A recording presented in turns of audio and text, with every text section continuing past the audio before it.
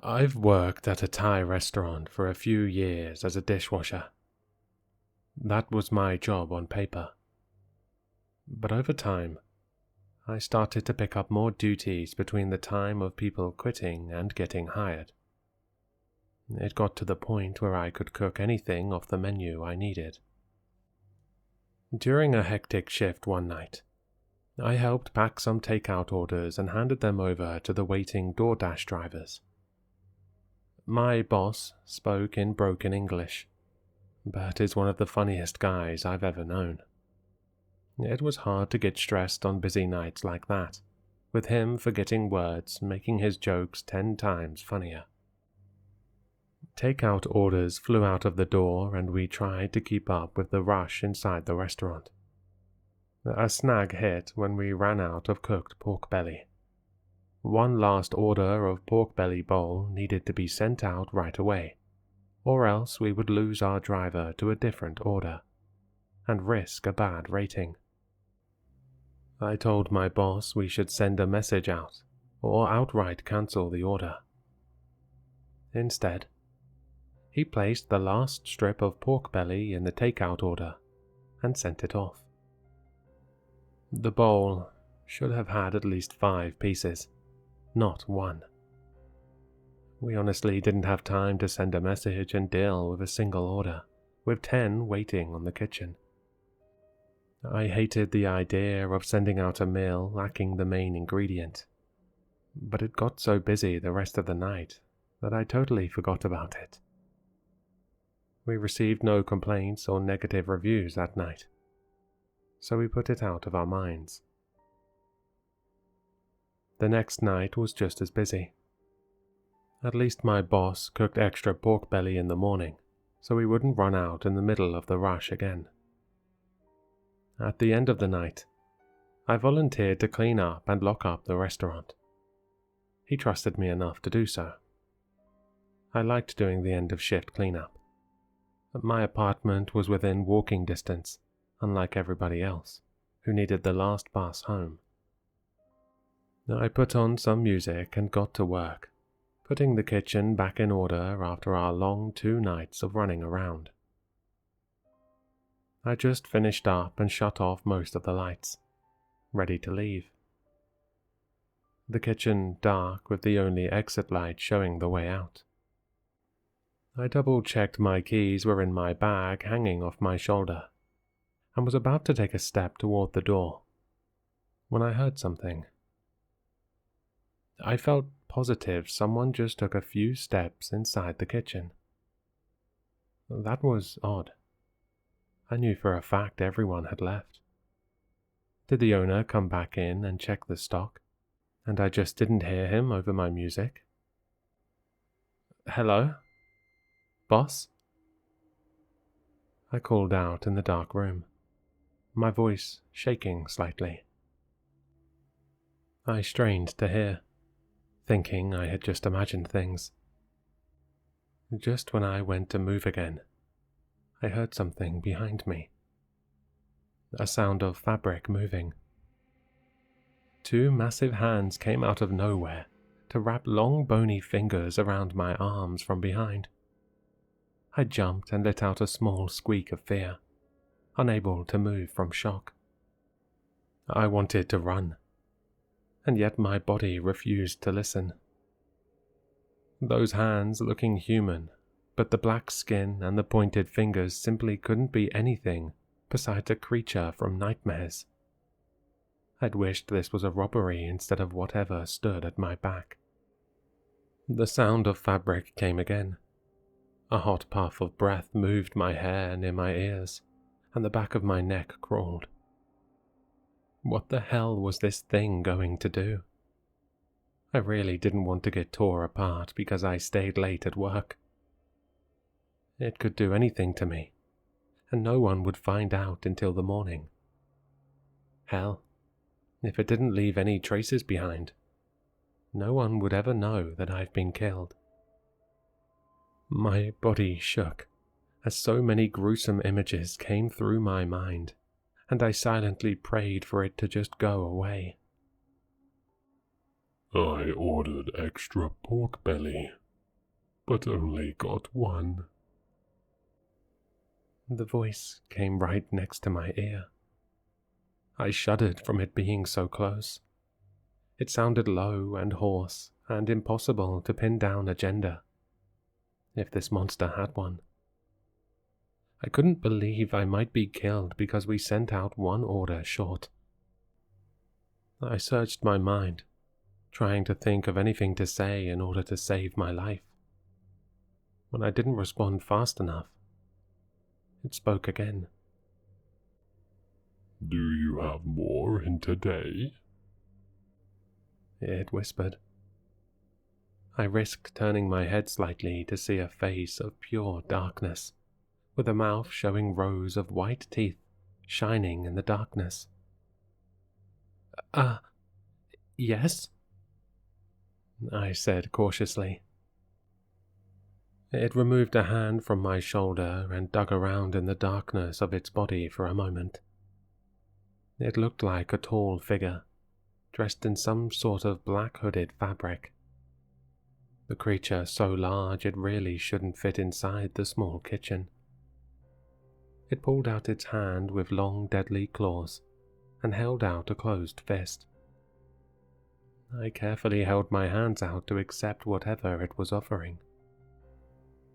Some bills and change dropped down into my expecting hands, and I stood frozen to the spot, confused and scared as hell. One pork belly bowl, please. Extra pork belly. It whispered with a wide grin that caused my body to shake again. I looked around the empty kitchen, not expecting that kind of request. Now? I asked, knowing that was a dumb question.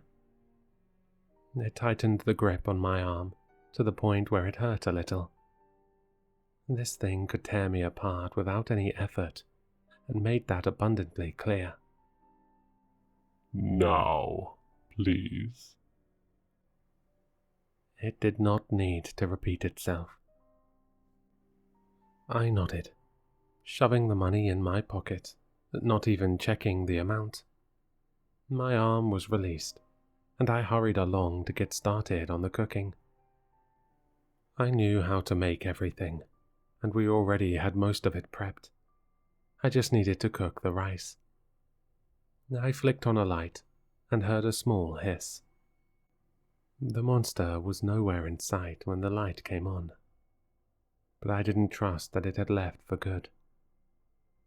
That was confirmed when I took out the lettuce and heard it ask to not have any in its bowl. I hurried along, warming up what was needed, and finished making the largest pork belly bowl the restaurant had ever seen. After all, we only had large rice pots. It was easier to make a large bowl. I made sure to load the bowl up with the desired meat, wondering how I'll explain the missing amount to my boss. When everything was ready, I looked around, trying to find the monster, wondering if I had just imagined the whole thing. Light, please. Came a voice somewhere in the room. I quickly went over and turned off the kitchen lights again, and expected the massive creature I'd seen before show up. Instead, a small thing appeared at the counter, sitting in a chair I took from the restaurant. It looked exactly like the dark creature from before, just smaller. Only 4 feet tall, if that. Hands extremely small and tiny feet dangling off the chair. Another empty bowl, please. It spoke in a softer voice that sounded much like a child, but I knew it was still the creature that could kill me, so I listened. I set a bowl down on the counter and the small thing went to work filling it with some of its meal, making a smaller pork belly bowl. Tiny hands pushed the second bowl toward me and patted the counter next to where it sat. Then the creature started to dig into the meal, feet kicking happily. This thing was sharing the meal I just made. After coming all the way here and requesting food after hours, it put aside some to share. I still felt fear towards whatever had broken into the restaurant, but it was making it really hard to be overly worried for my life. I didn't eat dinner yet either, so I took the bowl and started to nibble on it, keeping my eyes on the creature. It ate fast, but also acted as if the food was too hot, which made sense. If it had ordered the takeaway, the food would have cooled down by the time it had reached the creature. This might be the first time it ate so soon after the meal had been finished cooking. Halfway through the meal, it placed some more change on the counter, requesting an egg. We soft-boiled eggs ahead of time, so I grabbed one from the fridge. They normally warm up while sitting on the hot dish. The monster didn't seem to mind the cold egg. In fact, it hesitated before placing more change down, requesting another egg. By the time it was down to the last bite of meat, the monster looked like it struggled to finish. I had already finished my own and got started on washing the bowl. It didn't make sense to waste some takeout containers. I looked over my shoulder, not seeing the creature in the dark. I let out a very high-pitched scream when I felt something touching my leg. The thing had gotten off of its chair and held out the empty bowl to be washed. My heart slowed back down to normal, and I accepted the dish from those tiny hands. With everything washed and out of the way, I wanted to leave as fast as possible. A tugging came at my pants, and I regretfully reached down to take the creature's small hand so we could leave. I found it didn't walk fast enough, so I needed to pick it up. It wasn't pleasant holding the creature. It may be the size and shape of a small child, but it felt like it was just meat, wrapped in fabric, without any bones in its body. Like holding a room-temperature pork roast, wrapped in plastic. We made it outside, but now I was left holding a dark, creepy-as-hell monster in my arms, unsure of what to do next. It's late. No more buses. I can walk you home. It offered. The small thing slipped from my arms, and the body shifted into a taller shape, almost looking like an adult in a robed Halloween costume.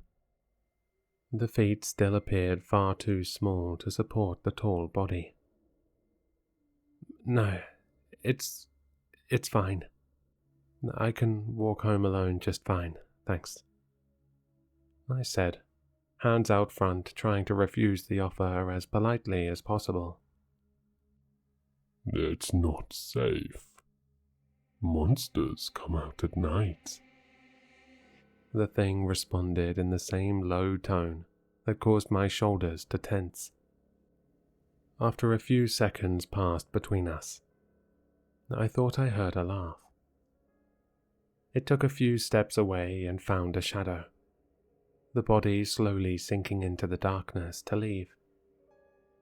I couldn't help but ask a question that had been bothering me. How do you, even have money or an address to buy food?